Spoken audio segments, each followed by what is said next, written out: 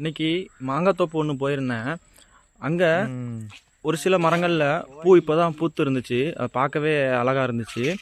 ஒரு சில மரத்தில் ஏர்லியராக பூ பூத்ததுனால மழையில் அடிபட்டு பூவெல்லாம் கறி போயிட்டு அவங்க நான் போகிறதுக்கு முன்னாடியே ஒரு சில மருந்துலாம் ஸ்ப்ரே பண்ணியிருந்தாங்க.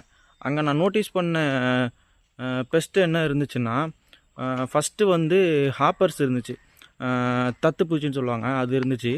ரெண்டாவதாக மிட்ஜுன்னு சொல்லுவாங்க. அதை நாங்கள் ரொம்ப மைன்யூட்டாக இருக்கும். அதை நாங்கள் எப்படி ஃபைண்ட் அவுட் கண்டுபிடிச்சோம் அப்படின்னா, என்னோடய ஃபோனை வந்து இப்படி வச்சு அது மேலே அந்த மாங்காவோட பூவை தட்டணும். அது தட்டும்போது அது மேலே வந்து அந்த பேன் மாதிரி ஊர்ந்து போயிட்டே இருந்துச்சு. அது இருந்துச்சு. அதை என்னால் ஷூட் பண்ண முடியல, இது நல்லா காமிக்கல. இது இருந்துச்சு. அப்புறம் வந்து புழுவும் இருந்துச்சு, ஒரு சின்ன புழு, லூப்பர். அந்த புழுவும் இருந்துச்சு. இதுக்கு அவங்க கொடுத்துருந்த மருந்து என்னலான்னா, பைமெட்ரோசைன் கொடுத்துருந்தாங்க.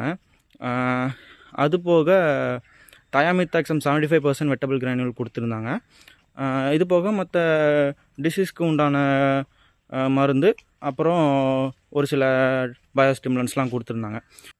அவங்க ஒரு சில மிஸ்டேக்ஸ் பண்ணியிருந்தாங்க. அது என்னங்கிறத நான் அடுத்த வீடியோவில் சொல்கிறேன். நீங்களும் மாங்காயில் எந்த பெஸ்ட் அட்டாக்கும் இல்லாமல் அதிகமாக ஈல்டு எடுக்கணும் அப்படின்னு நினச்சிங்கன்னா தொடர்ந்து இணைப்பில் இருங்கள். நான் உங்கள் வேளாண் பட்டதாரி சேது. நன்றி.